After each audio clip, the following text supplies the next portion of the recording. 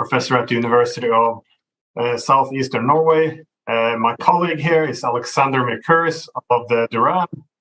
And the guest for today's discussion is Venkatesh Varma, who was in the Indian Foreign Service for more than 30 years. And among many positions that you had there, you were also the ambassador of India to the Russian Federation until 2021. So welcome, and thank you for joining. Yeah, thank you. Thank you for inviting me to your program. So, this relationship between India and Russia is obviously of great importance, and over the last year, it's become even more important. Probably a trend that will continue for the next years. So, we were thinking you would be the ideal person to speak with to get some insights as the former ambassador to Russia. Also, I met you first in Moscow in 2019 at the Indian embassy, and the last time I met you was in October. So I always appreciate your perspective. So again, thank you very much for your time. And I thought we could start off by discussing the war going on in Ukraine, as India's perspectives are always in high demand. So, and then we can shift more later to the more general relations between India and Russia, both bilaterally, but also wider, I guess, in the format of Eurasian economic integration. I was wondering, can you explain how you personally view this conflict, and also how to explain India's position during this war, which again is the focus of much attention? Yes, of course, we in India are looking at the war with continuing concern as we go now probably into a year and a half since the active hostilities began in February of last year, of 2022. It's a protracted war. It's a stalemated war in a sense, but it's not a stalemated war as exhaustion of war aims or exhaustion of war means. They're quite the opposite. I think both sides are preparing for renewed hostilities, and there's been substantive military build-ups both on the Russian side and on the Ukrainian side in the last 6 months or so. In terms of war aims, obviously the conflict has moved. What was possible as what was thinkable as a possible peace settlement, say in April or May last year, is now no longer thinkable at all on other side. So therefore, the war aims have only expanded with time. That said, I think there is this talk about the spring offensive, the so-called spring offensive. Broadly speaking, the Russians have avoided any major offensives in the last 6 months. And they have grinded away at the Ukrainian defenses. There is talk about how much these defenses have been eroded. And I think Ukraine and its supporters, basically NATO and the United States, are probably looking at the option that a counteroffensive is now needed to restabilize the war situation, to bring it back in a manner that would favor Ukraine. That is still to be seen. It's now almost 5-6 months after the 300,000 mobilization that Russia undertook in late autumn of last year. Russian military tactics have learned. The Russian military is a learning arm, as we all know. So how they would fight this year as compared to how they fought last year, and last year there were quite a few surprises in terms of and quite a few instances of military incompetence. Whether that would be repeated this year or not, we'll have to wait and see. So therefore, there are 4 or 5 elements that we need to watch. Firstly, it is no longer a war between Russia and Ukraine. It is clearly a war between Russia and the West.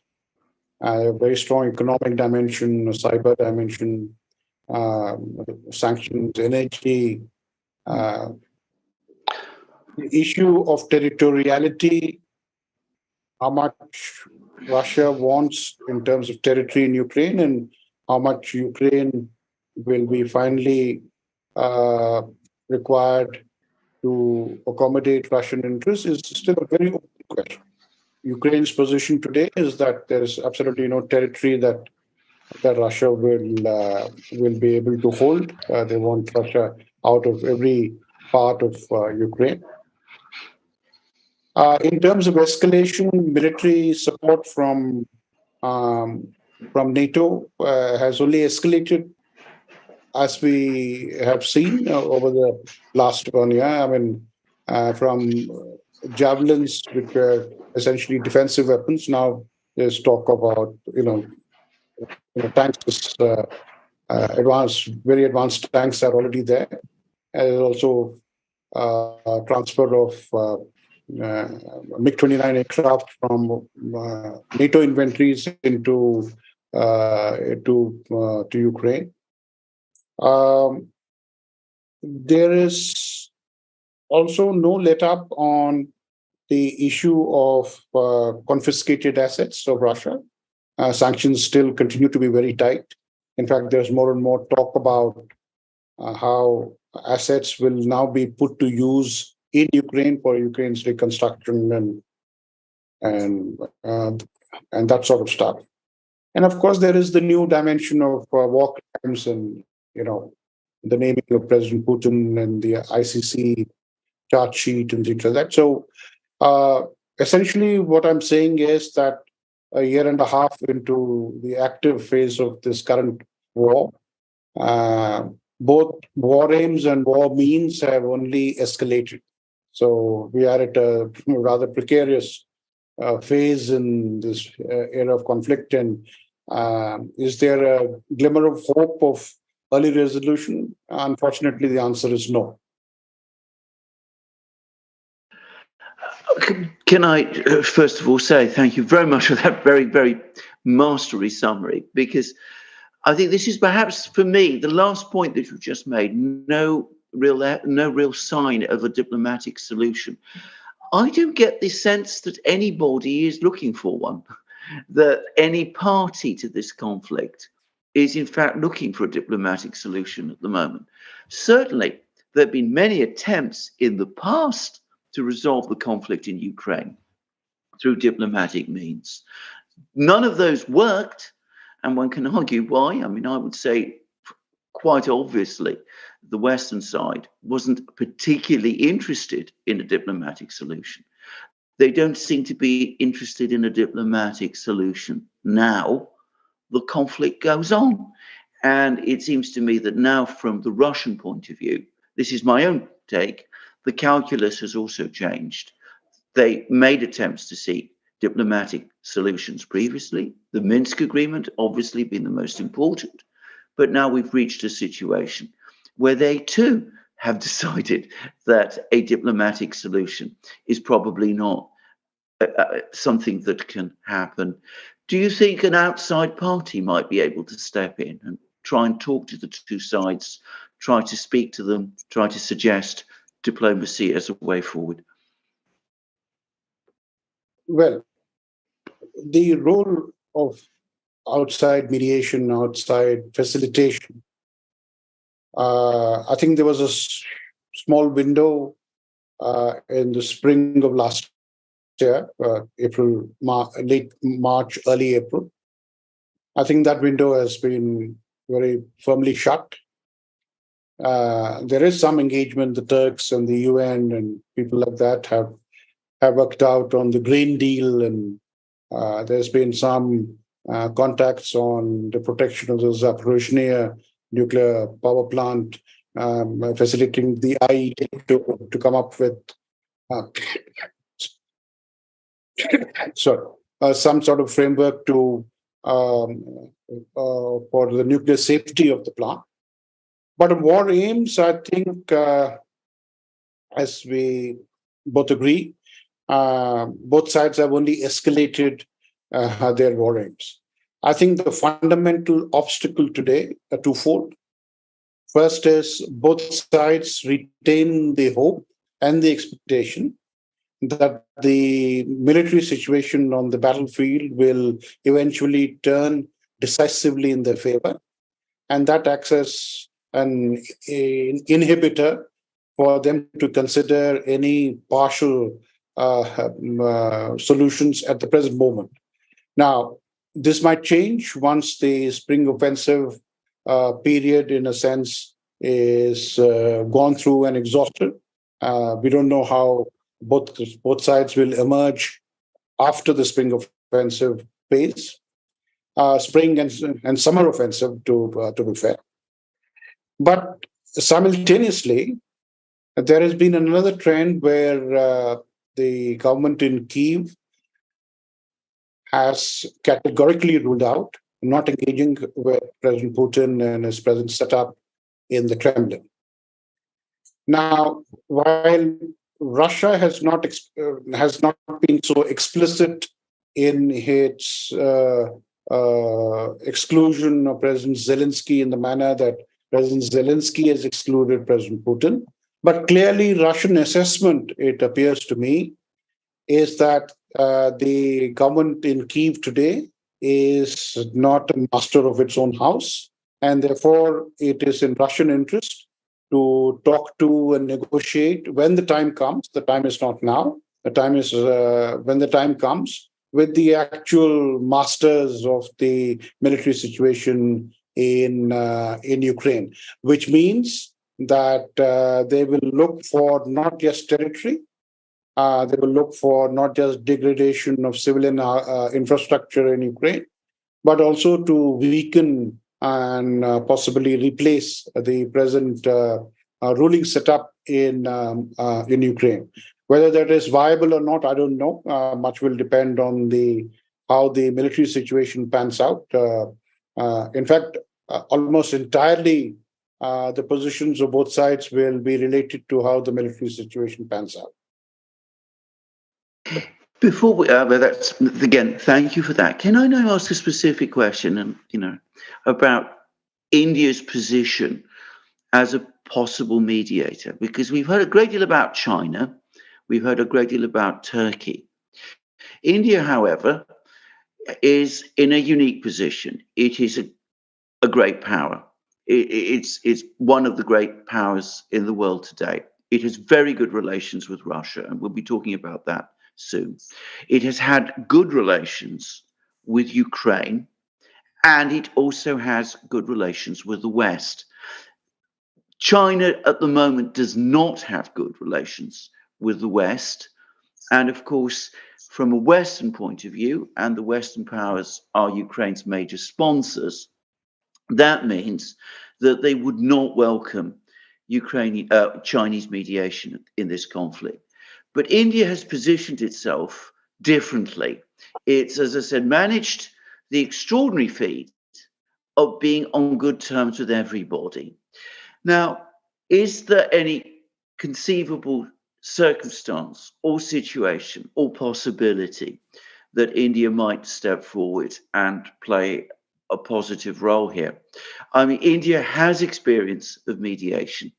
And as a diplomat, you will, of course, know that, in 1965, in a conflict, when India was in a conflict with Pakistan, the Russians actually, to some extent, mediated a cessation of the hostilities there. So it's not as if India and Russia haven't had some, exchanges on mediation ideas. But of course, today the world is very different.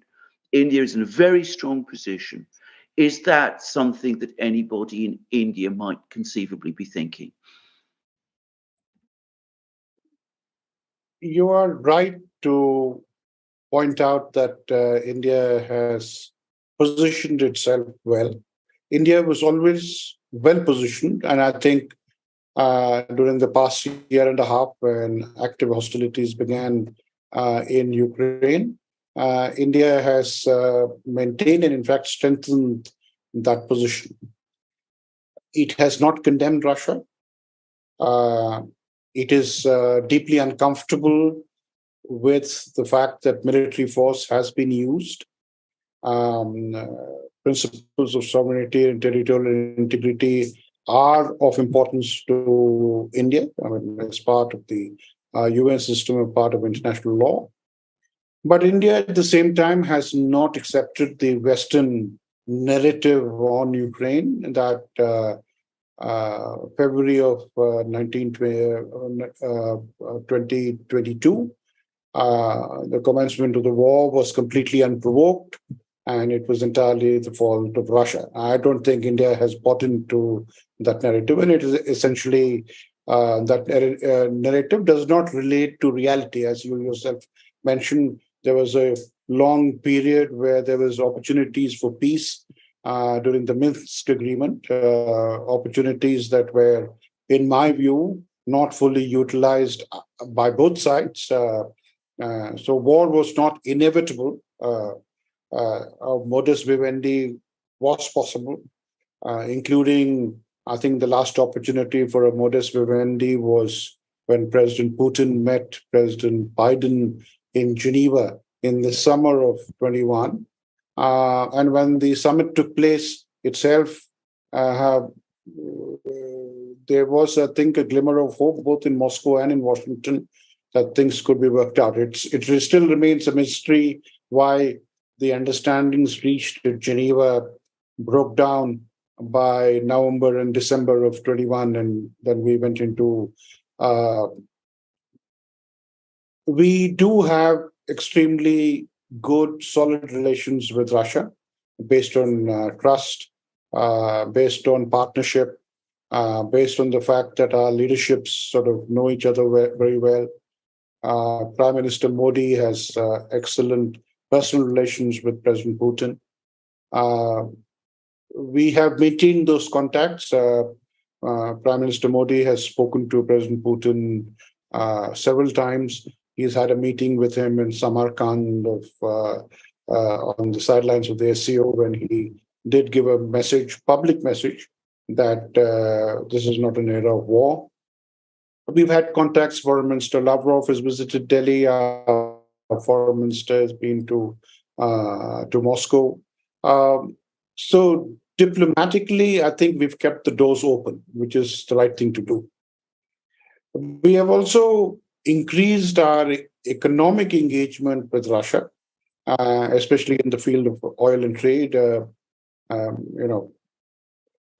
2 years ago, our bilateral trade used to be about $10 to $11 billion. Today, we do a bilateral trade. Last year was around $38 billion. This is, I think, the oil trade increase with Russia is not just a function of our relations with Russia, which are excellent. There is no doubt about that.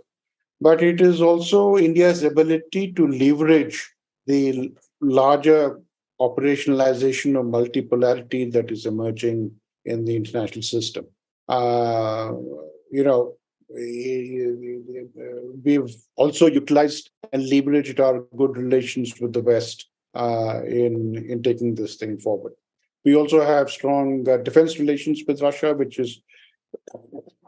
this war has impacted in terms of space supplies and things like that. But that is something that we are confident of working out in the near future. We also have good relations with Ukraine. And Prime Minister Modi kept up communication and dialogue with President Zelensky. He's spoken to him a couple of times. Recently, we hosted the Deputy Foreign Minister of Ukraine, Madame Zakharova. She was here. And our message remains the same. We would like this war to be brought to a stage where dialogue and diplomacy can resume. we do not believe that war can produce permanent solutions that will be sustainable over a period of time. And the fact is that unless the two parties get together, so in terms of India as a peace seeker, I think we've had a very consistent public messaging position. For India to transition from a peace seeker to a peacemaker, I think we'll have to just wait to see when the opportunity presents itself. And the opportunity will present itself only when the two parties concerned give up the notion that the battlefield will turn decisively in their favor. And as I said, presently neither side is prepared to draw that conclusion from the battlefield situation on the ground. Well, let me just first say I agree with that assessment. Obviously, Ukraine has gambled a lot now on this last counteroffensive coming up this spring, but also I see quite optimistic mood on the Russian side that Ukrainian defense have been grind down, and they're also preparing their own massive offensive. So I don't think it would be possible with any diplomatic settlement until after the spring, when both sides had a chance to pull off their offensive to see whether or not one can come on top or if it would be a stalemate. But I was curious about if India would be active in terms of not just mediating but also producing a proposal for an agreement. I was wondering if it would differ much from what China said, although being a different actor presenting it, because I think that a key problem was not necessarily the Chinese proposal, but rather who put it forward. Because again, the Americans shut it down before they could even hit the table, and I don't think they would have acted in this way against India as this would be a friend. Again, I think a lot of weight now is being shifted towards Asia, and especially India, in terms of diplomacy, because usually we would look towards some kind of a negotiation taking place in Helsinki or in Geneva. But again, neutrality has collapsed now in Europe, where Finland, Switzerland, they are all now participants in this conflict. So it's very hard to actually have anyone negotiate. And while in the global south, we tend to see a more nuanced position where most countries seem to be uncomfortable with Russia's invasion of Ukraine and not supporting it. On the other hand, as you also suggested, this is not merely a conflict between two states. There's also a wider conflict between NATO and Russia, in which, well, let's be honest, NATO is not innocent in this conflict either.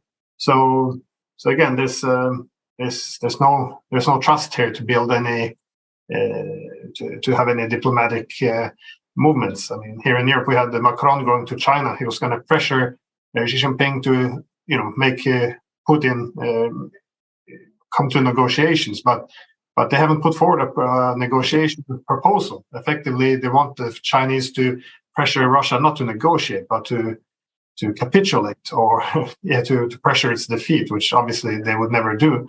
That's not what a negotiator is supposed to do. So I was just wondering, this 12-point plan of China, if this would be presented by India, would India have made many differences or many changes to it, or does this to a large extent reflect what India is after as well? You see, any peace plan to work would have to address a new balance between principle and practicality. The Russia-Ukraine war is, in a sense, symbolic of the breakdown of the equilibrium between principle and practical security in Europe that was built up over a period of many decades. And that has happened because Europe, NATO, and the United States, in a sense, practically had no viable solution on how to engage with Russia in the post-Cold War period. It is a failure of engagement. The failure emanated from the fact that it was premised on presumption of Russian weakness. 5 waves of NATO expansion took place. They were successful because each wave led to the other, and there was no forceful Russian response. And this NATO strategy of expansion was successful until the moment that Russia responded with force. And the moment that Russia responded with force, which is in the period between 2014 and 2022, NATO's policy of expansion was, in a sense, becomes a failure. I mean, it can be argued, as it has been, that expansion of NATO is a success of NATO's policy. I don't see that in that way. In the Cold War period, NATO was an extremely successful defensive military alliance because it had one clear central front. It had well-protected flanks. There was one clear, defined military doctrine for NATO, and there's one clear leadership in within NATO. Today, you can count at least 3 different central fronts in NATO. NATO is already, in a sense, through proxy, already involved with one front, which is the Russia-Ukraine front. You have a Baltic front that has been added on, which extends NATO's land frontiers, almost doubles them. You have the Black Sea and the Caucasus already in the way. And NATO is already talking about expansion into the Eurasian landmass, which is Central Asia and things like that. Now, there is nothing worse than having an alliance with multiple strategies. That was never the problem during the Cold War period, but that is a problem today for NATO. So, therefore, while Russia-Ukraine problem is one aspect of this, and so the immediate objective would be, in practical terms, not just reiteration of principle, and the Chinese thing formula, the 12 points, were in a sense, I guess, well-intentioned on part of China, but clearly had contradictions which cannot be resolved easily. Point 1 of the Chinese plan looks for sovereignty and territorial integrity, protection of this principle. Point 2 talks about legitimate security interests of all countries, and Russia clearly believes that point 2 is in direct contradiction to point 1. So you need not go to point 3 to see that the Chinese plan is not going to proceed. Any peace plan coming forward, which has any chance of success, has to be built on trust, communication with both sides, and an encouragement to both sides that total military solutions cannot be found for these sort of protracted conflictual issues. The first step should be a ceasefire. Second step should be to deepen the ceasefire so that channels of communication can open. Channels of communication not just between Russia and Ukraine, but between Russia and the West. And presently, the channels of communication are not just minimal, they're less than minimal, except for a few hotlines and deconfliction communication channels between Russia and the United States. I don't see any communication channels. Essentially, we need to get back to the habit of mutual accommodation. European security today has collapsed because the ethic of mutual accommodation has died. And that has to be restored either through conviction or through exhaustion of the Russia military, the Russia-Ukraine military conflict. Fourth, a realization by the parties directly concerned that the Russia-Ukraine conflict, the Russia-Western conflict, has had a huge global impact, which is not talked about, but the global South is particularly concerned that a European war is being conducted with little regard for the consequences that it would have on the rest of the world in terms of food prices, inflation, energy prices, commodities, disruption in transportation links. Everything that is expensive becomes more expensive because of the political overheads of the cost of the war. And the almost total deafness of the parties concerned to take into account the implications that it has for the larger international system. Now, 20 years ago, the Global South would have complained, protested, but it would have been probably reconciled to the fact that these would have little effect. That is no longer so. The Global South is not just is not accepting the Western definition of this conflict, but they also have views on how this conflict should be brought to an end so that the negative impact on the Global South is minimized. So there are multiple voices that are being heard in the international system, and that I think is a good sign, because that is also a sign of multipolarity. There are differing views on the global situation, and different parties need to be accommodated. In a sense, their interests have to be taken into account. I think India would need to take all these four propositions forward. And do we have the diplomatic bandwidth? The answer is yes. Do we have the summit level, the leadership level access? The answer is yes. Do you think India would be acceptable not just to the parties directly concerned, but to the larger international community, especially in the Global South? The answer is an emphatic yes. We're just waiting for the right circumstances to come about. Now, India is today presently hosting this year. We are the chair of the G20 process. We're also chair of the SCO, the Shanghai Cooperation Organization, two important summits that will take place in Delhi this year. Not just bilaterally and our good contacts with various countries concerned, but the responsibility that we have this year as the chair of the G20 and as the SCO chair gives us not just an added responsibility, but an added scope for action of getting dialogue going. It is a difficult process. It is an uphill process.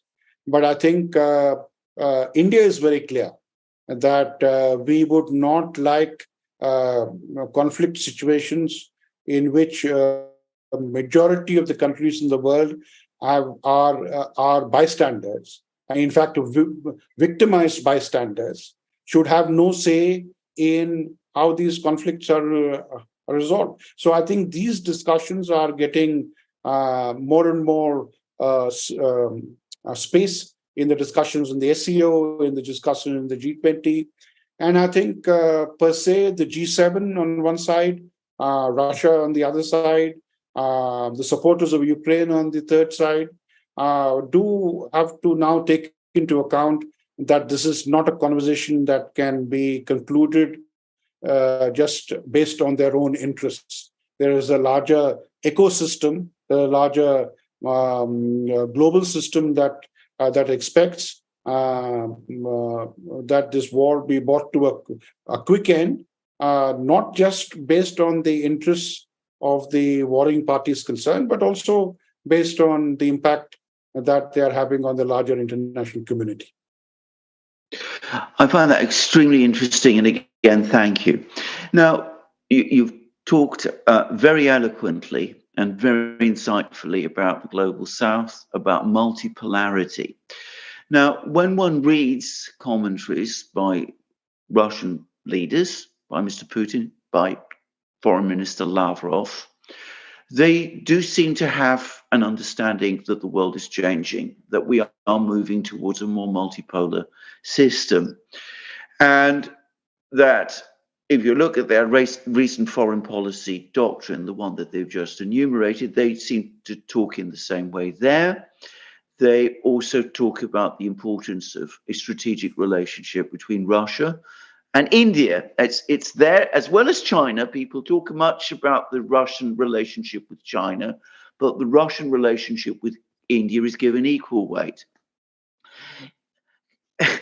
This is perhaps a little, perhaps I'm asking a bit more than I should of a former ambassador, but from your various contacts in Moscow with people in Moscow, I mean, do you feel that this is indeed a genuine and sincere and solid sentiment on the part of Russian leaders, not just Russian leaders, but perhaps the broader Russian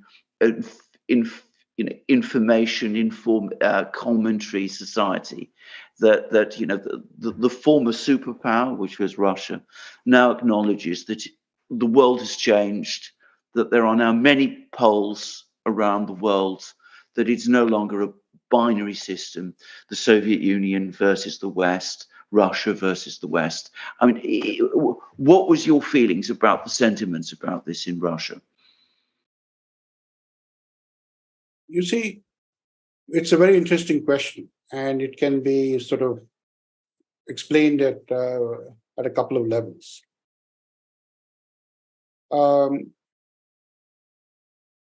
The great change that is now happening in Russian foreign policy,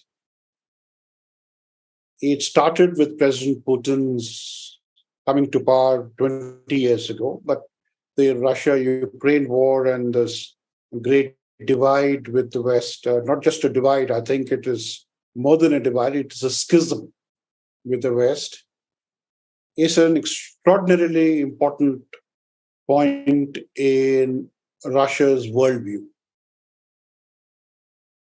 For the last 300 years, Russia has seen itself as a big power, a great power, but as a European great power with large interests on the Eurasian continent.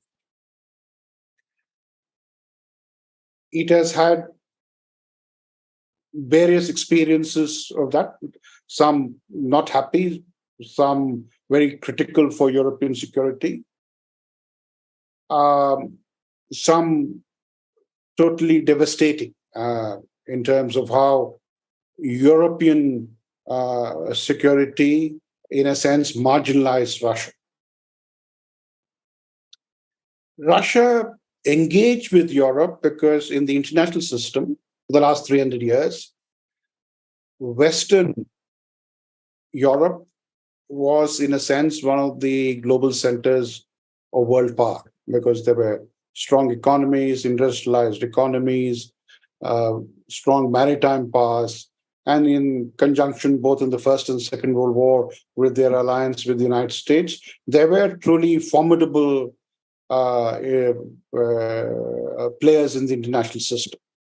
So Russia both had an interest, an inclination, a cultural inclination to engage with them. And I think the Cold War period, post-Yalta and Potsdam, in a sense, brought a framework of engagement between Russia, then the Soviet Union and Russia, and Western Europe along with the United States.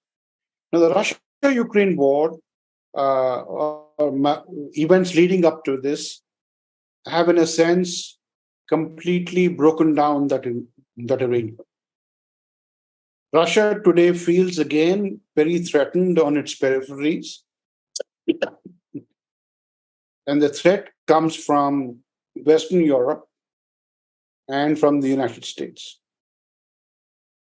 In the past, Russia addressed these threats to its peripheries, but re-engaged with Europe. And largely according to the fact in the Second World War, they acquired a lot of territory in Eastern Europe, which became Soviet satellite states. But that is no longer so. So part of the breakdown of the communication with the West and with the United States is also a turning away from Europe, which is extraordinarily significant. It has not happened in the last 300 years. Now that has dovetailed into Russia also realizing that as the world is changing, it needs to pay more attention to the Asian part of the Russian Federation. Relations with China and with India were always mentioned as important. But relations with Eurasia as a whole, Eurasian integration, Eurasian continent, and relations with major countries in the East, particularly China and India, now has been doubly reinforced. So significantly, the foreign policy document of the Russian Federation has a very important paragraphs on their self-reflection. How does Russia see itself? Today, Russia sees itself as a civilizational state. So it is not just merely in terms of political, geographical boundaries. It sees its interests going far beyond the actual political boundaries of the Russian Federation. Secondly, it sees itself as a Eurasian state. And thirdly, while it keeps the door open for dialogue, recommencing dialogue with Europe and the United States at some stage on the basis of equality and mutuality of interest, I don't think there is any expectation today in Moscow that this will happen anytime soon. Now, the difference now is that not only is Moscow turning away from somewhere, Moscow is distinctly turning towards somewhere else, elsewhere. That, I think, is a fundamental revolution in Russian foreign policy. Now, I worked 3 times in Moscow.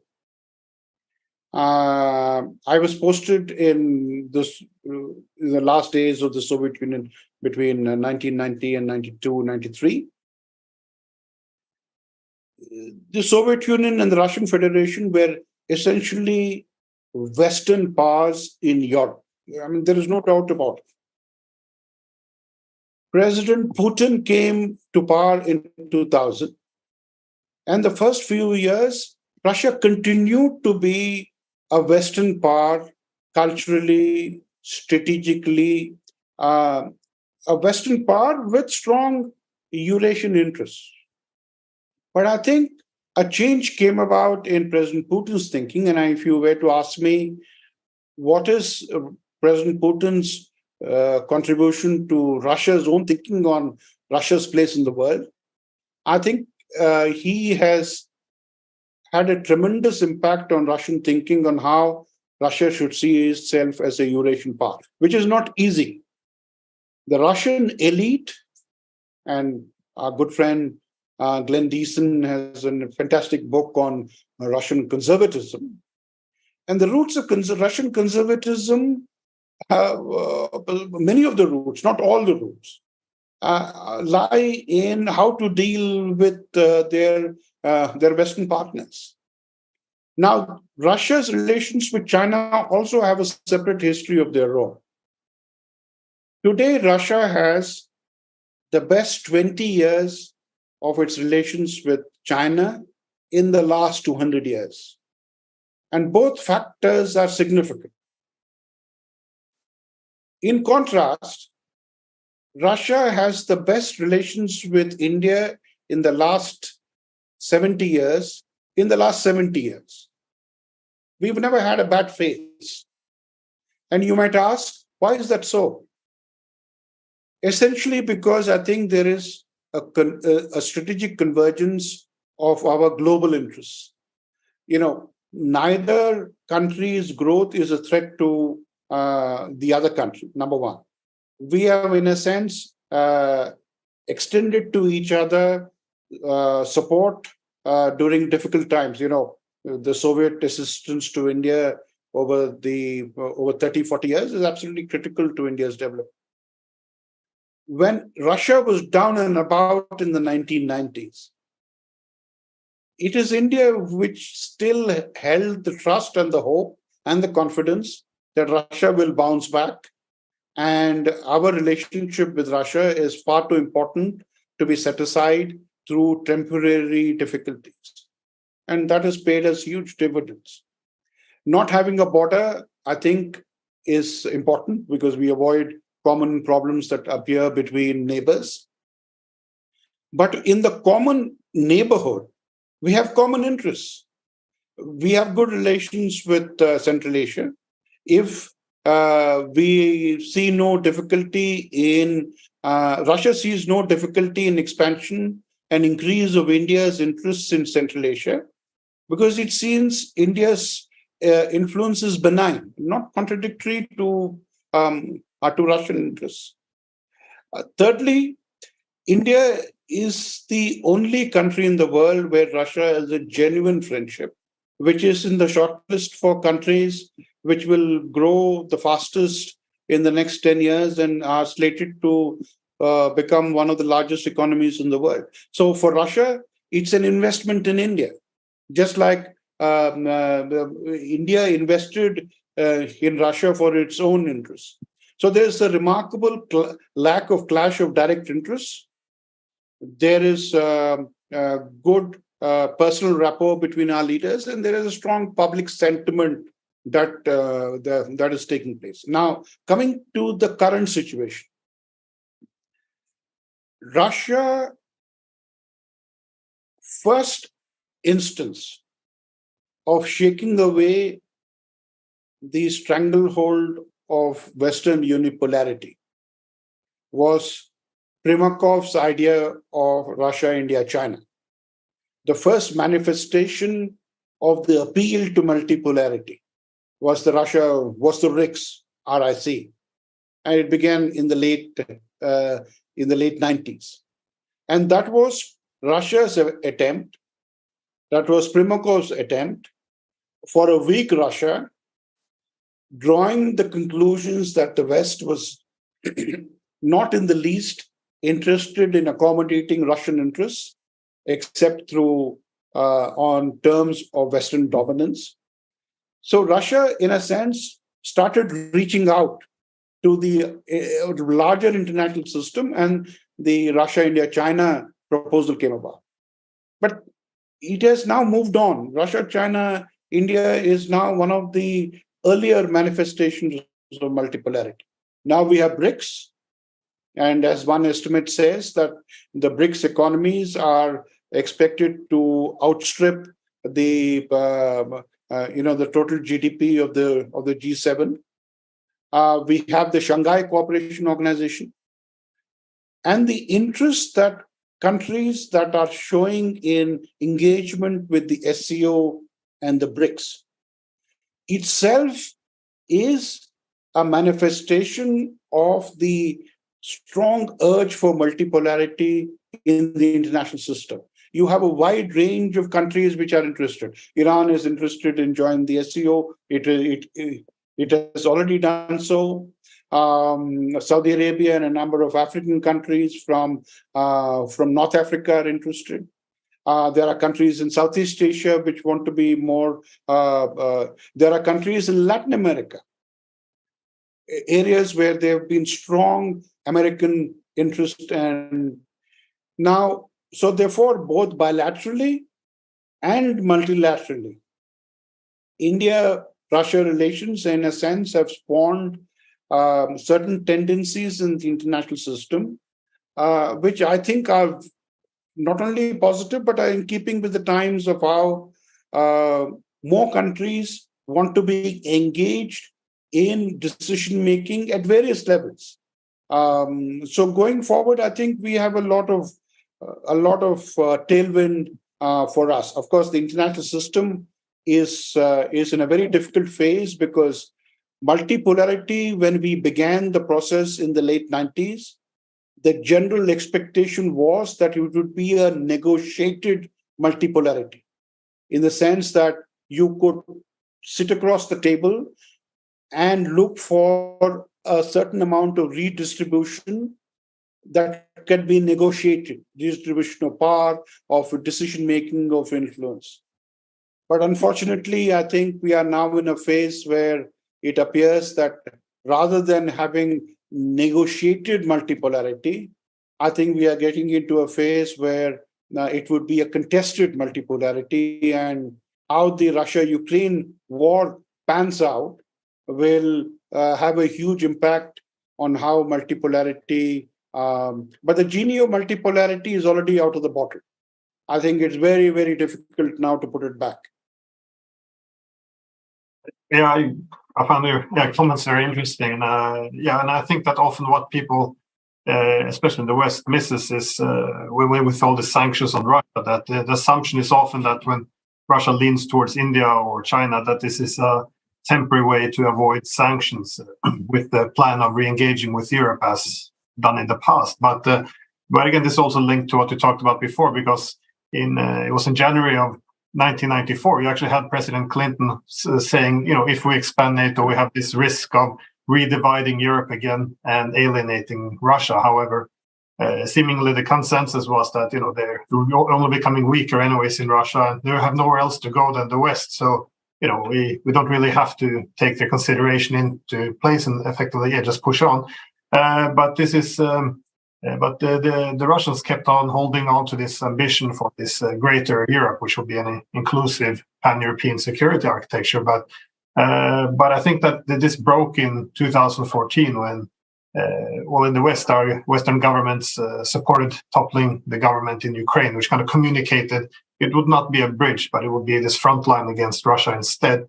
And this was when Russia very openly began to promote this idea of the Greater Eurasian Partnership, effectively a huge economic pivot to the east. And that's why I thought it was interesting you mentioned this 300-year shift, because, this shift towards Europe happened under Peter the Great in the early 1700s. So this is been going on for 300 years, and this has now come to an end, both because of intentions and capabilities, because you mentioned Pribakov, but in 1990s, either China or India had the economic capabilities or the intention to push seriously for a multipolar system. Obviously, this is very, very different today, and so that's why I think India is this very interesting or important part of this multipolar multipolar system, because the Russian-Indian relationship, I always argue that it's very underutilized, because as you pointed out so clearly, it's completely absent of any problems almost. It's a great relationship, all the trust in the world, but in terms of the economic connectivity, it hasn't really been utilized to this great potential. But this is something that we see now shifting in a huge way. So that's why I think if this war would be over tomorrow, I don't see why Russia would sacrifice any economic ties with India, while going back to some dreams about Europe, which will remain divided. So sorry, that was just comments. I think Alexander had something. Sorry, I was muted, but not at all. I would just add one thing since I'm speaking, which is, of course, the ambassador spoke about a 70-year relationship, good relationship between India and Russia. And I don't think people, I know the Russian side of this, but I don't think people in the West perhaps appreciate how strong and deep that relationship is. I mean, the first, person European, if you like, that I met who'd read the entire Rig Veda was a Russian. And apparently the Russians have translated the Rig Veda. They're interested in Indian culture. The last Indian official, the last foreign official Joseph Stalin met before he died was Ambassador Krishna Menon. There was Khrushchev and Bulganin going to India I think it was in 1955, in the mid-50s. There was a very strong relationship that developed through the 50s and the 60s and the 70s. There was contacts, and there was Indira Gandhi. I remember Moraji Desai going to Moscow. It's been an intense relationship. And certainly on the Russian side, of course, they have been interested in Europe, because Europe is where the power was for a long, long time before in the 19th century. As we know, India was not free.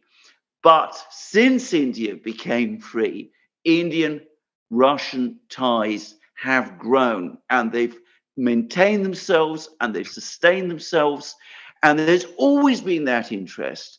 And one feels that with India now becoming a great power, absolutely fast, one of, I think, actually the fastest growing economy in the world at the moment, with India becoming a great power, why would the Russians turn back on all of that and turn their backs on India in order to re-engage with Europe? Why would they want to turn their backs on multipolarity, given that in a sense the relationship with India was one of the things that drew the Russians towards multipolarity in the first place? Why would they turn their back on that enormous relationship, given, as I said, its future, its prospects in the future, and this enormously solid past? Indeed.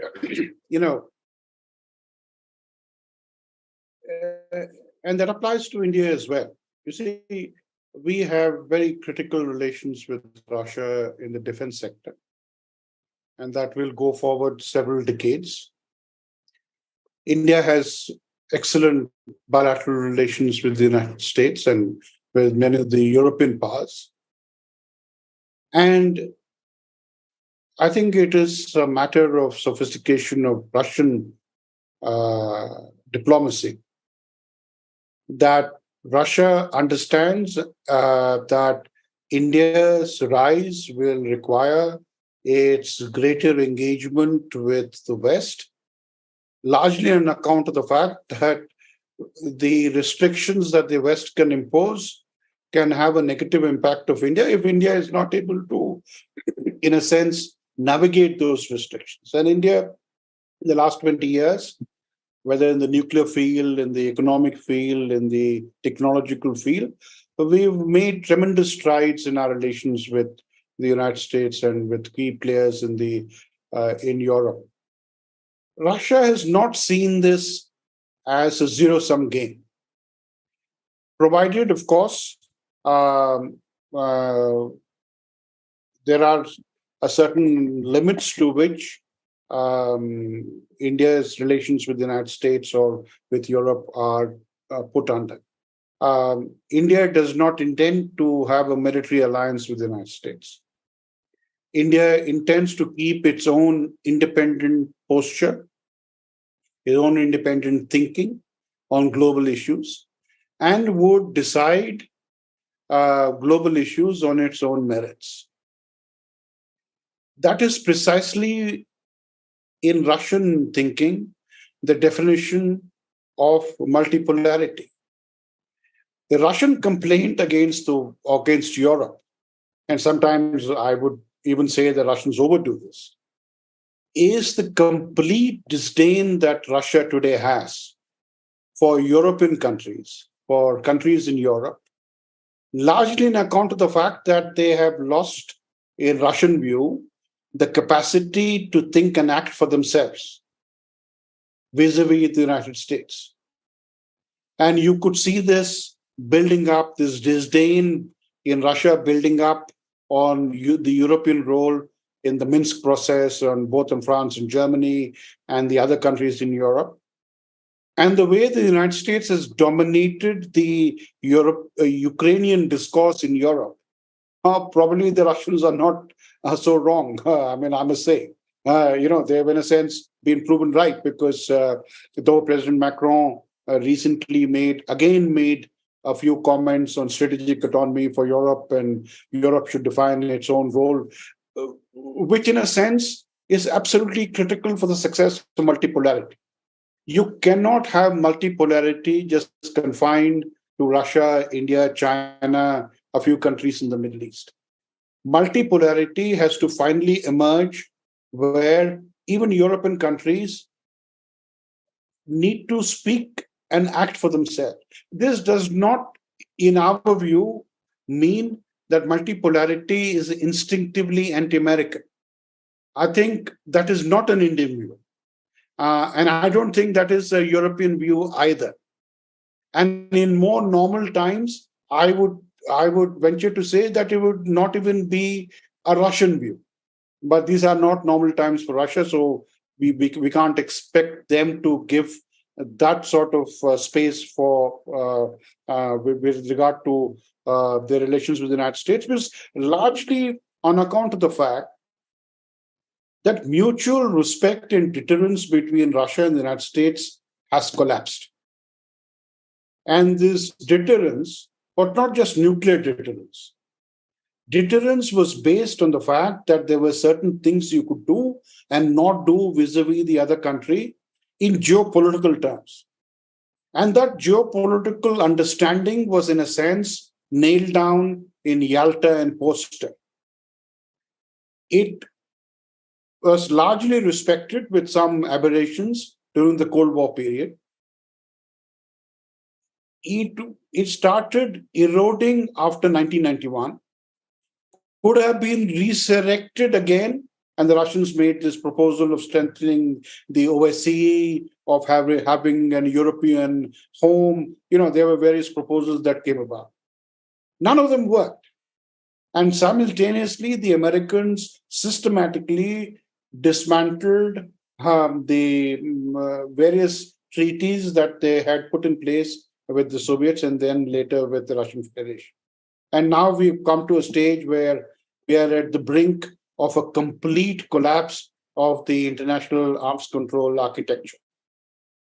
So in a sense, deterrence has collapsed between Russia and the United States.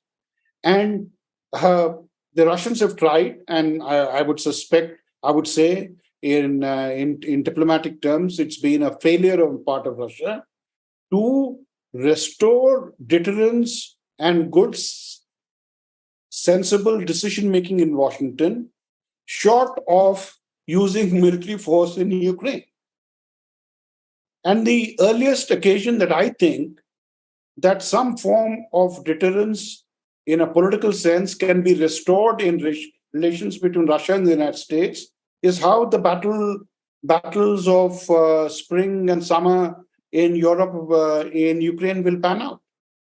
And that is why the war in Ukraine, in Russia's mind, is no longer just about Europe.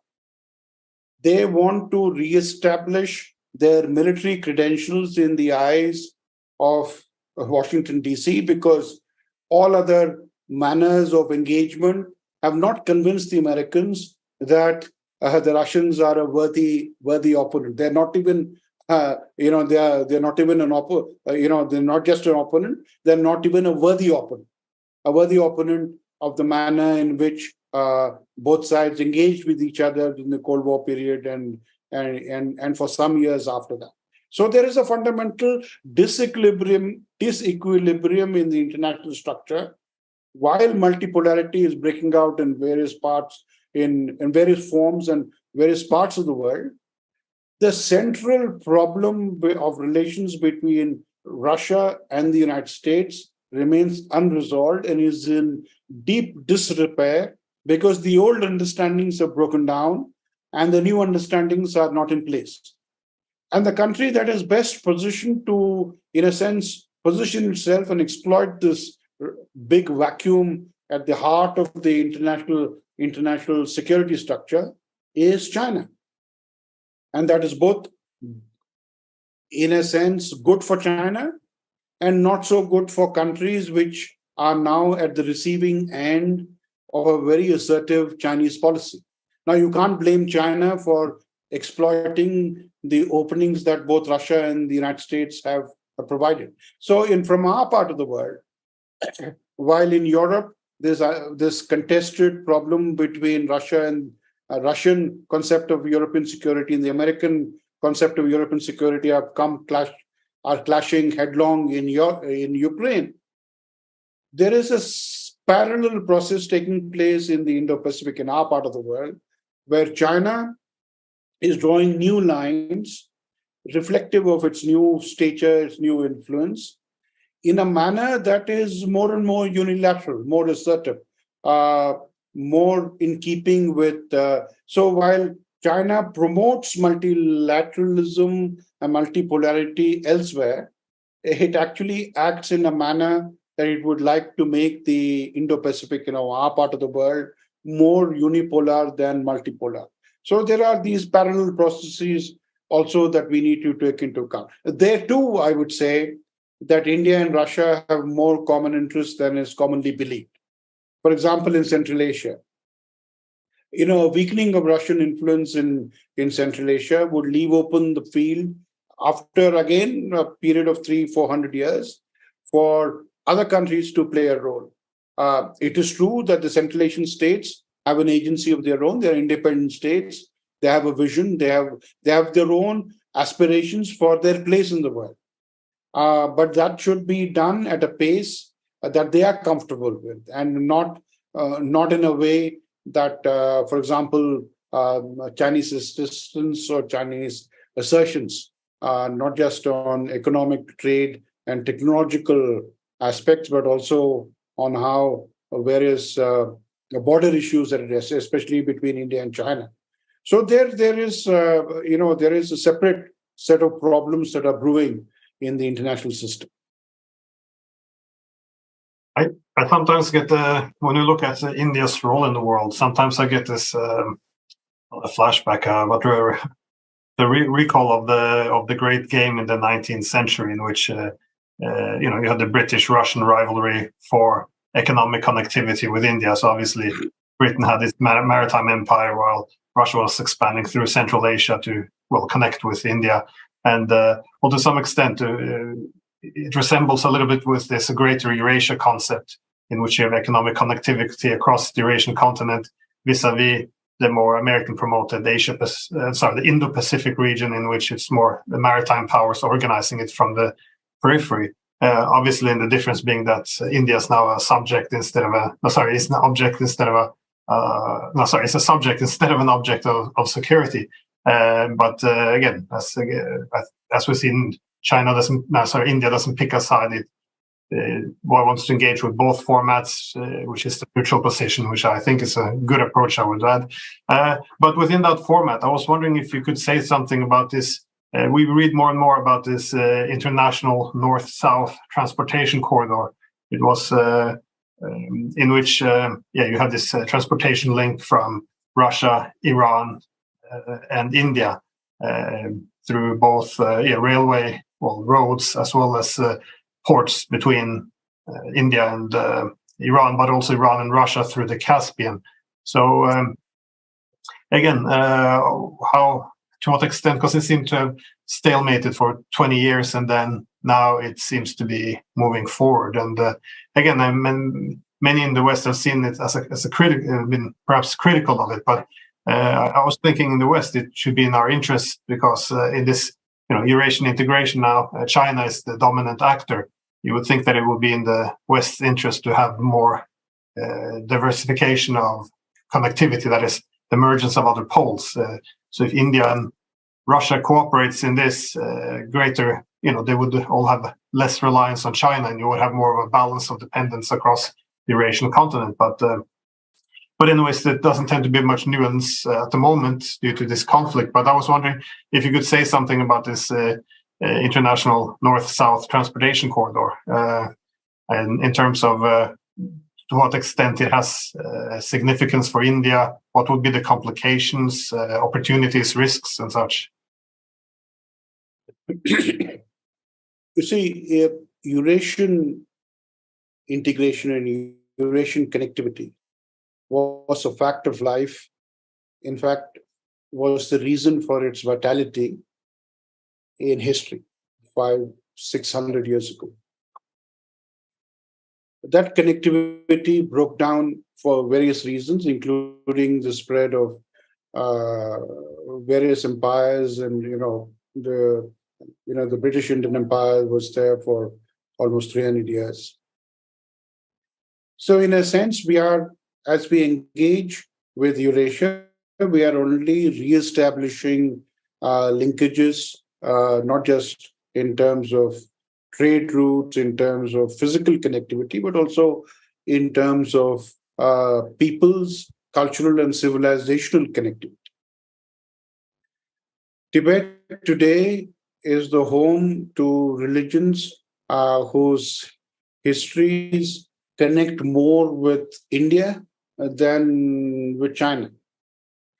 In St. Petersburg, in the uh, Institute of Oriental Manuscripts library, there are 600 or 700 absolutely fabulous manuscripts which chronicle the linkages between Buddhism as a connecting factor between India and the larger inner Asia, Xinjiang, present day Western Tibet, Eastern Kyrgyzstan, Kazakhstan, etc. That entire region.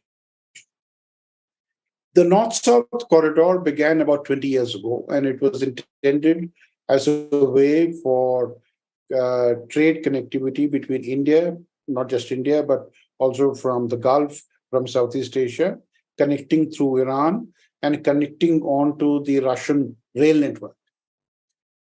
Physically, I think the connectivity is complete. But in terms of trade, it was a bit slow until recently because a number of companies were private companies were a little hesitant to use that route on the fear that American sanctions that applied to Iran would, in a sense, also apply to countries that use the transit route. Now, there is a certain gray area on American sanctions, and I think American sanctions in some instances are deliberately kept gray because it adds to the fear factor of small and medium enterprises, companies to do business with Iran. However, in the last 2 years, the North-South corridor has picked up pace because of geopolitical reasons.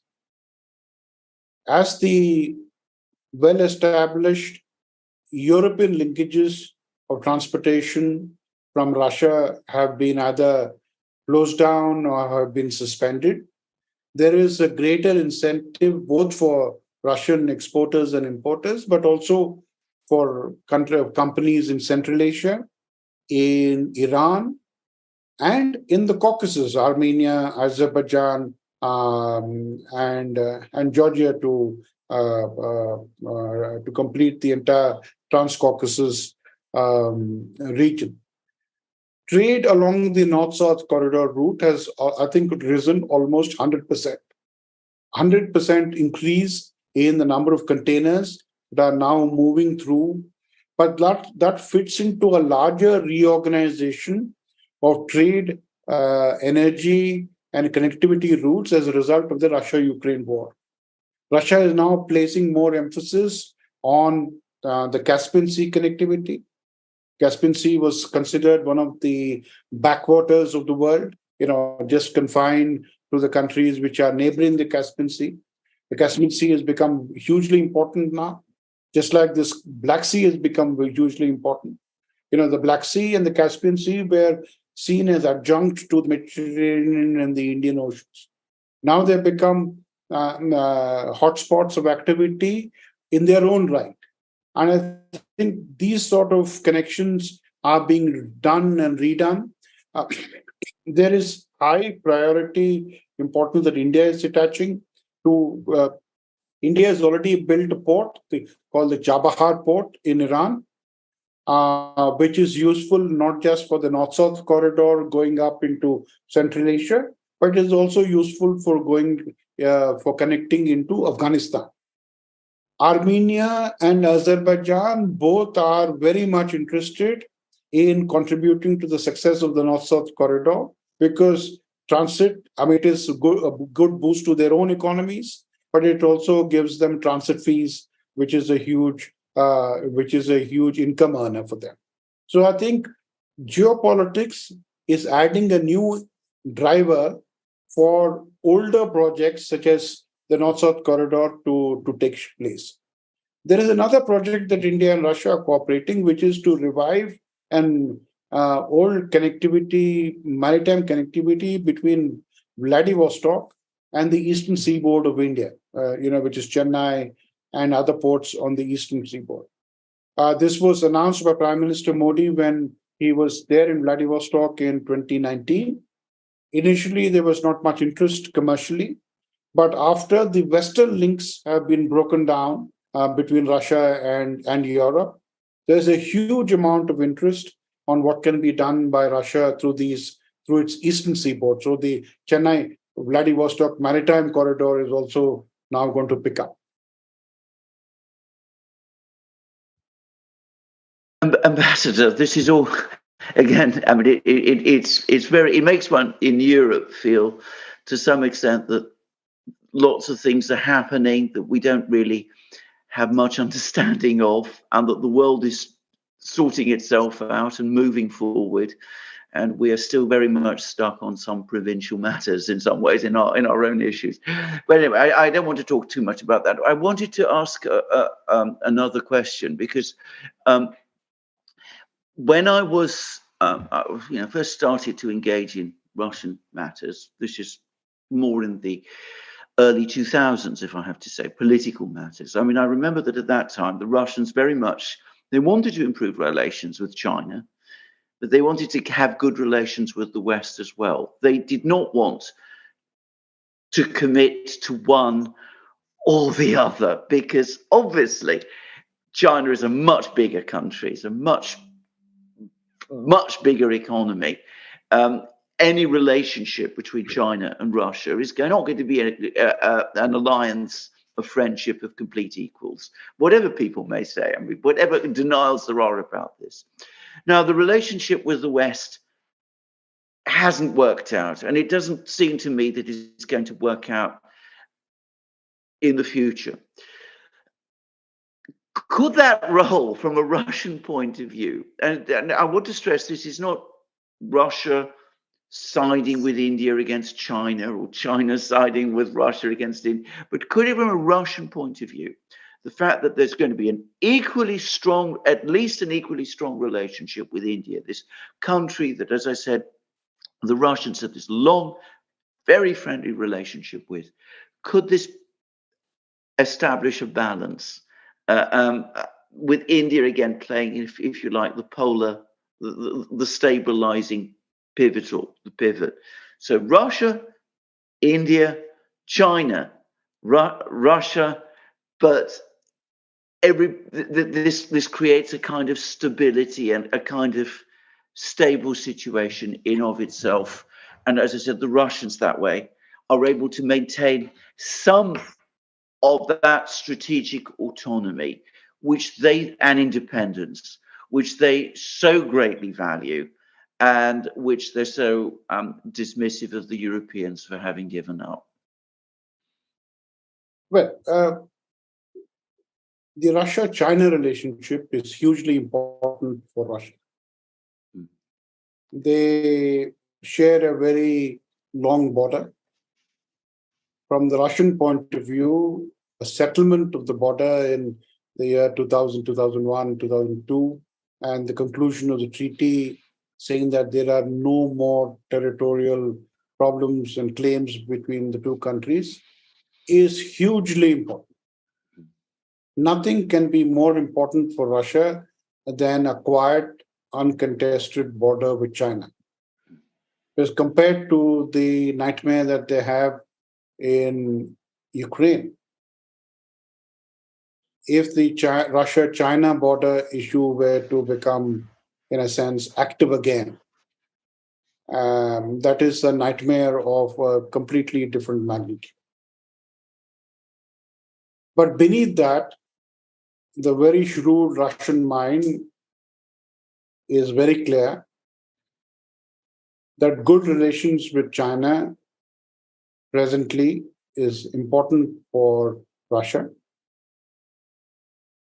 But it always has to be balanced with Russia's other relations, because a relationship of engagement can quickly slip into a relationship of dependency, which the Russians do not want. Now, one of the spectacular failures of Western strategy, global geopolitical strategy, is having in a sense, created this train wreck in Europe on Ukraine. They have provided with Russia additional drivers to move towards China, which for the United States and for Europe is hugely self-defeating and in a long-term manner. It has also engendered this false notion that the United States can at the same time do dual containment against Russia and China simultaneously, which is just not possible, both in terms of in terms of policy, in terms of capabilities, and in terms of decision-making bandwidth in Washington. Russia is also aware that the three drivers of Russia-China policy each would reach a point of optimal no returns. On the optimal level being reached, it would be a proposition of declining utility for Russia. In defense, China is no longer Russia's most important export partner, because China produces more and more stuff by itself. China now wants only the most sophisticated equipment from Russia, which Russia gives, on a case-by-case basis, but fully aware that any sophisticated equipment that it transfers to Russia, to China, could have long-term negative impact on its own security. In terms of energy, the big change in Russia-China relationship took place not in the year 2000.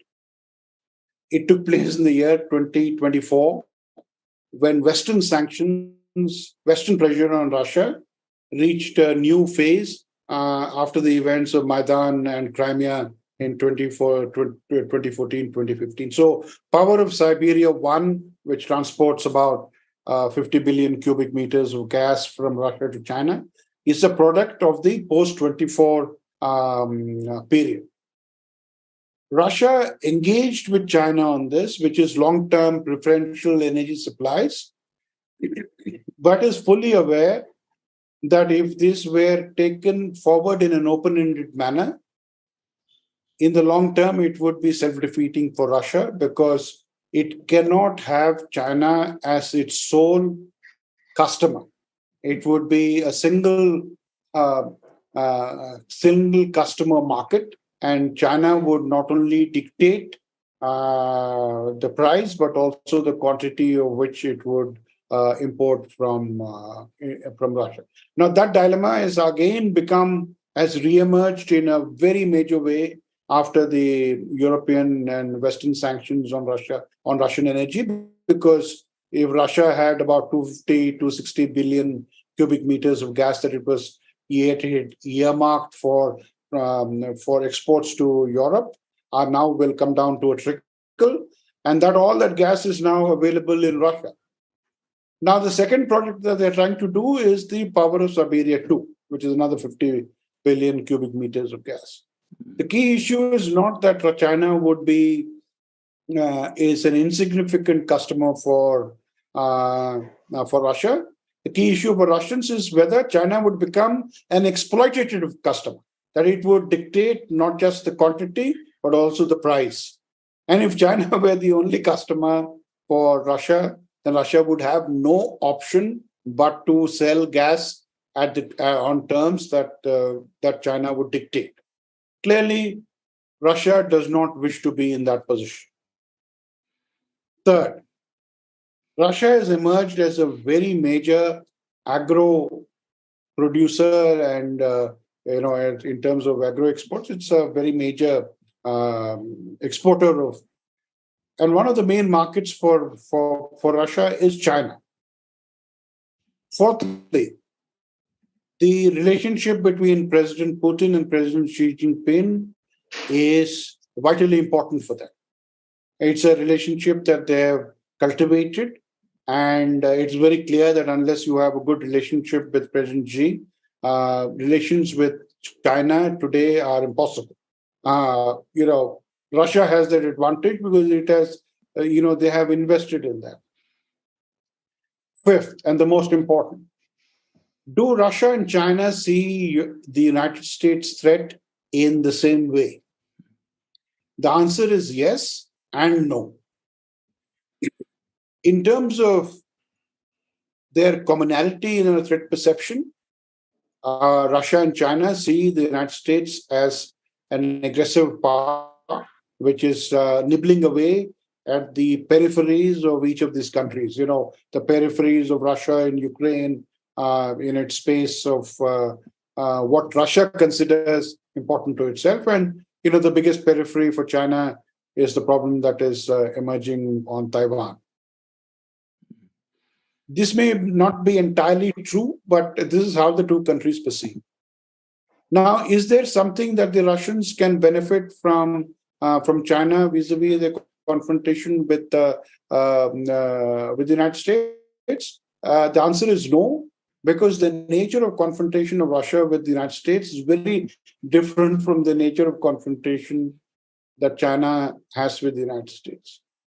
Russia's engagement to the West is almost down to, the fuel tank is almost empty.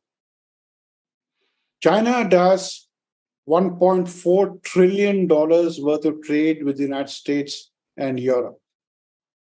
So Chinese objective is to see how they can split Europe from the United States. And as we see, the big parade of European leaders heading off to Beijing shows that that is their main priority. For Russia, Russia has given up on Europe. We can debate whether that was a sensible thing to do or not. Russia is now focusing on how to deal with the United States. I mean, they sees Europe as part of the larger problem that the United States. The United States, I don't think, discounts the aggressive potential of China. There is a problem of deterrence between Russia and the United States, as we. So the problems are very different. There is nothing that the Chinese can do short of direct military support and military intervention that can help the Russians fight, the Western war that they need to fight in Europe. And the longer the war in Ukraine proceeds, the lesser the possibility that the United States will be able to shift its attention, its forces and material resources to the Indo-Pacific theater where the main confrontation with China. So geopolitically, in a fundamental sense, Russia and China have differing, if not contradictory interests, they have differing interests. Whether they are able to reconcile these two and create a united front against America, it has been more said in rhetoric than in reality. Whether this will change in the future, let's wait and see.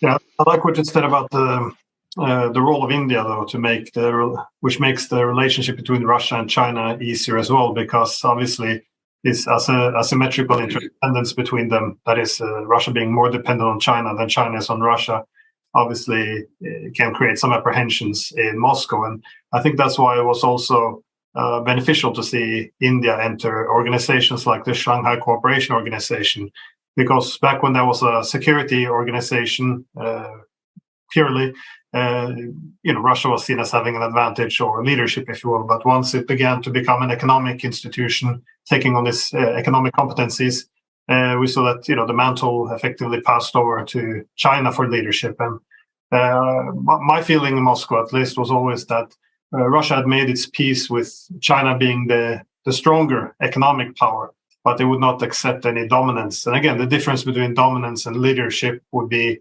if China can dictate terms. And a good way of avoiding this would be to bring in other great powers. That is primarily then India. So if you have an organization like the Shanghai Cooperation Organization, if you have only two major states, Russia and China, China can start to dictate things. Once you bring in a huge player like India, now, yes, China will still be the leading economy, but it can't dictate terms anymore. And for the Russians, that's good enough, for as good as it gets. And also it's benefits for China, because unless they have hegemonic aspirations, this makes the Russians much more comfortable to gravitate more towards China, as opposed to staying in Europe. But I just want to switch gears a little bit, because I was a bit interested about the Far East. You were talking before about this cooperation between, the deals to set up this link again, or already been set up, between India and Vladivostok. And well, as an ambassador, you had a very key role in developing in this relationship with Russia, which included this Act Far East initiative by Prime Minister Modi. I was just wondering, how has that developed, or what are the main challenges or incentives, or that is the Act Far East initiative of India? Yeah, thank you. And on the Shanghai Cooperation Organization, just to go back for a moment to the earlier point you made, you're absolutely right. Russia has had a very keen interest in India coming into the SCO to add new balance, new ballast, so to speak, in the SCO. And our Russian friends tell us that their calculation was right. India coming into the SCO has given it new vitality. India coming into the SCO has made SCO actually more acceptable to other countries. So therefore, the large amount of interest in the international system from various countries to engage with the SCO, in fact, to join the SCO, actually the turn took place when India actually sort of came in. On the Act Far East policy, Prime Minister Modi visited Vladivostok in September 2019. And he was chief guest at the EEF. President Putin had invited him to explain Russia's priorities in the Far East. And Russia's priorities in the Far East are twofold. One is to put in more of their own resources to develop the region, which is their right, which is the requirement actually, but also to engage regionally with the other players which can add to the economic development of the Russian Far East. And default option for that region was always China. I think the unsaid part in Russian policy in inviting Prime Minister Modi was the very clear Russian preference. They did not wish to provide China monopoly access to the Russian Far East for various reasons. Chinese business activity tended to be very aggressive. It tended to be very corruptive. It tended to be not consistent with local environmental norms and things like that. And, there are larger fears that a very dominant Chinese presence sort of invoked in people's memories in that region. So Prime Minister Modi announced what is called the Act Far East policy. He also announced $1 billion of soft credit for Indian companies to set up. There were a number of areas in which this could be done, starting from energy, connectivity, coking coal, agro products, diamonds, labor, migration, Indian labor, shipbuilding, tea, pharmaceuticals, dairy products, ceramics. There was a whole list of items that were shortlisted, of which some of which have already taken off. India is today participating in shipbuilding in this Vesda shipyard. As subcontractors to begin with, but we intend to take this forward. Indian labor companies, companies which supply manpower, actually stepped up to provide labor during the COVID period when there was a shutdown all around, and that is something that we can follow. Education is another. Coking coal and cooperation in ports has hugely picked up. The biggest, of course, drivers are energy. Of course, energy cooperation took a big jolt because of the economic sanctions that were imposed after the Ukraine war began in February 2022. But India stood its ground. While ExxonMobil exited from the Sakhalin-1 project, India stayed on. And in fact, we intend to expand our stake in Sakhalin-1. India continues to engage with major energy projects in the Vostok project. India is interested in acquiring stakes in coking coal companies. So the list can go on. Recently, there was a big Russian delegation that had come to Delhi, and we are picking up the pieces again because of the disruption of the COVID situation and the disruption of the initial phase of the Russia-Ukraine war. But there is a clear intention on both sides to take this forward. Now, it is important for India to be engaged with one of the most vital areas of the Russian Far East, and because of energy. But finally, I think it is also the geopolitical significance of that area. At one stage, we were quite keen to engage with Japan and have Japan, India, Russia cooperation in a trilateral sense. Japan initially engaged on this idea. But unfortunately, there has been a certain step back by Japan because Japan is now under a tremendous pressure from the United States to scale back all activity and all engagement with Russia after the events of February 2022. But even Japan, while it has backed off from this trilateral engagement with India on the Russian Far East, has decided not to sell its stake in various energy projects in the Russian Far East. The Chennai-Vladivostok Maritime Corridor will one day merge into the Northern Sea Route projects that Russia is. Therefore, that will also make India a more significant player in the Arctic. So these are all futuristic projects, but projects with great potential because they are focusing in an area where the region itself is undergoing tremendous transformation. And India wants to be part and parcel of the transformation. We don't want to be spectators. We want to be participants. So to answer your question, what has happened to the Act Far East policy? There was a slight dip because of the COVID situation and the Russia-Ukraine war. But we are quite keen to pick up the pieces and take this forward. And Russia is very keen to have India as a partner, for obvious reasons.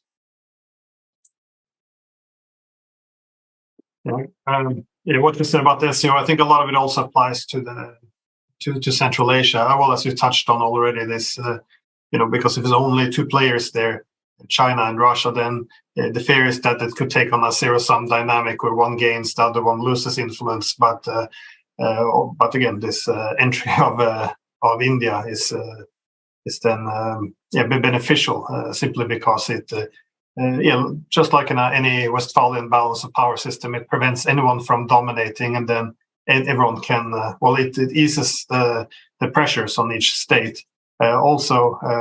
Often when we in the West engage with any of Russia's neighbors, including Central Asia, one objective always there is to decouple the region from Russia. That this is even a stated objective, which is by definition very zero-sum. This idea that we have to liberate Central Asia from Russia. And if you want to have autonomy for Central Asia, they should be able to diversify their ties. Not to be dependent too much on either Russia or China, or So I think India again tends to play a very positive role, which is why I also hope it will assert a greater role in diplomacy, especially trying to figure out a solution between NATO and Russia. Unless we're going to wrap up, do you have something last you want to ask or add? Well, one actually very last question of the ambassador, since we have him. And again, this is perhaps looking forward. But of course, we've talked a lot about India and Russia. We've also talked about China.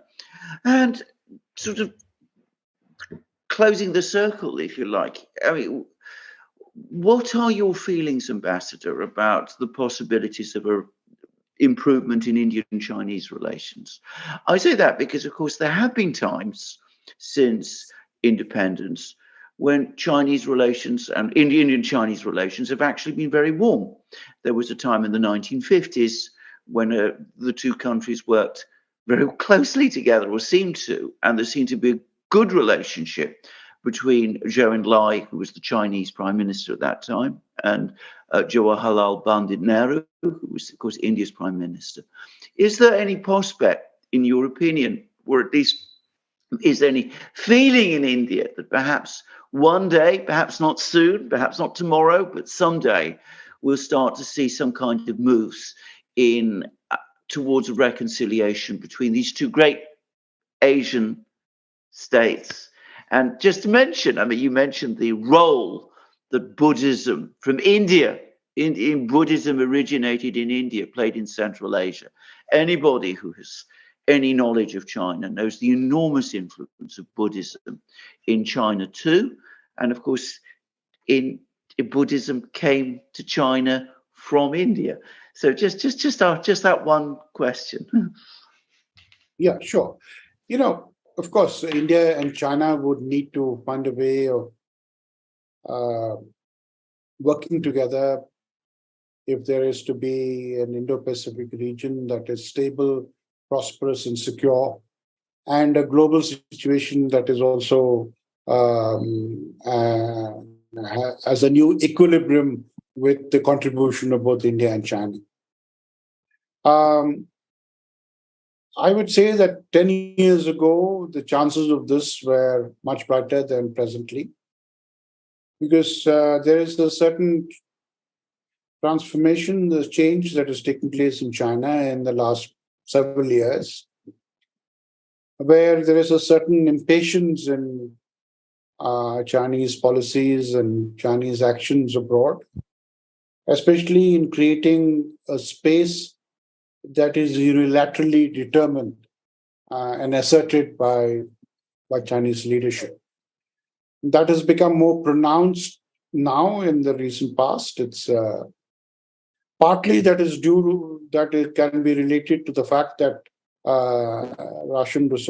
Chinese resources and economic growth endow it with the material resources to pursue a more ambitious policy. But it also engenders in the larger international system a certain amount of concern, a certain amount of apprehensions on the direction that these policies can take. Smaller countries, weaker countries are not in a position to stand up to China. But that is not the case with India. India, in fact, has made very clear that while we would like to have good, productive, positive, friendly relations with China, and that is a priority in our foreign policy, that can be taken forward only on the basis of dialogue and discussion and a mutual accommodation of interests, a mutual respect in relations. One area where this manifests itself most vividly is the ongoing border problem we have with China, border dispute. It's not a new dispute. It's a very old dispute, and India and China had constructed understandings which basically both sides implemented for almost 2 decades until about 5 or 6, 7 years ago, when China started unilaterally pushing the envelope on these understandings, and many of these understandings now remain only on paper because China tends to pursue a policy of wanting to pursue its interests more through assertion than through dialogue. Now, India is also aware that Chinese problem in our foreign policy is to be dealt with by India through its own policy analysis.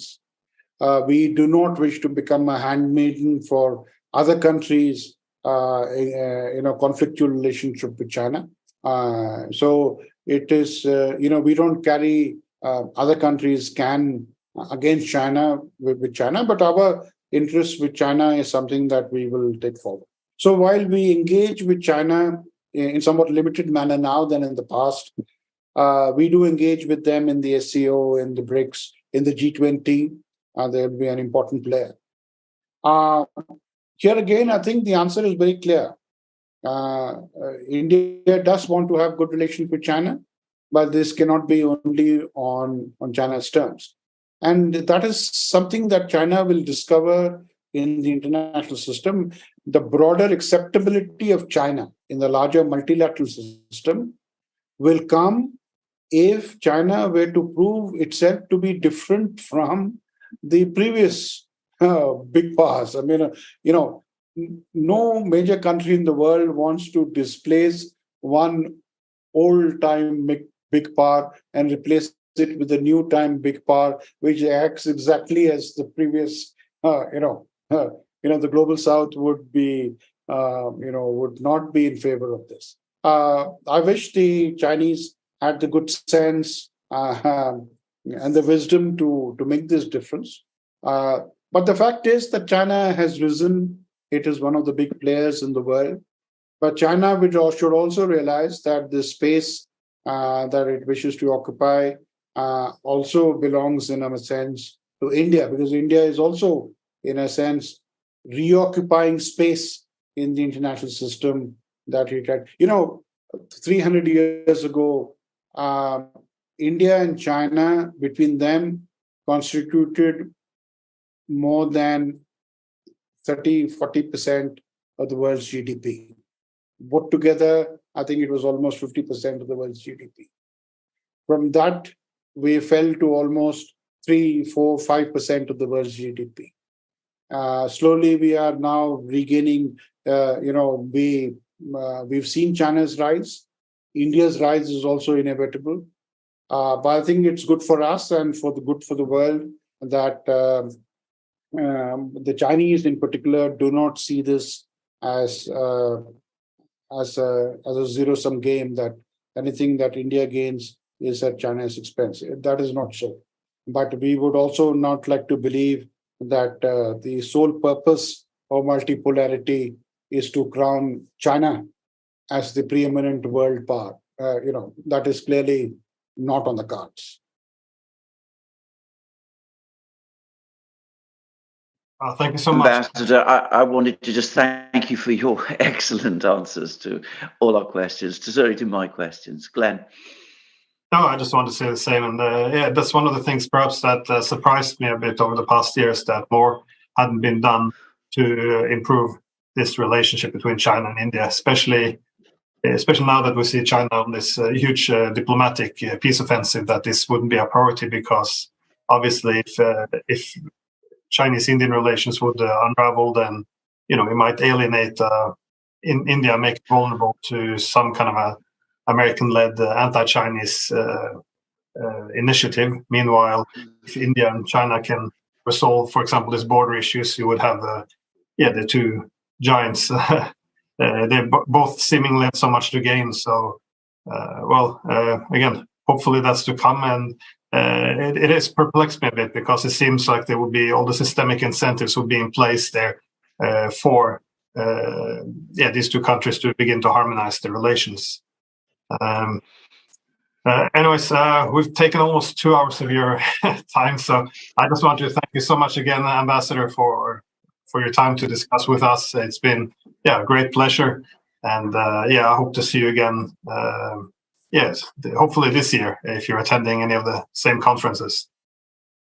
Well, thank you very much to both of you for your questions and the patience with which you have listened to my rather lengthy answers. But I think these are important issues, and clarity on genesis, on purpose, and the way forward, I think, is only adds to the good discussion. And thank you for making it possible today. Thank you so much. Thank you.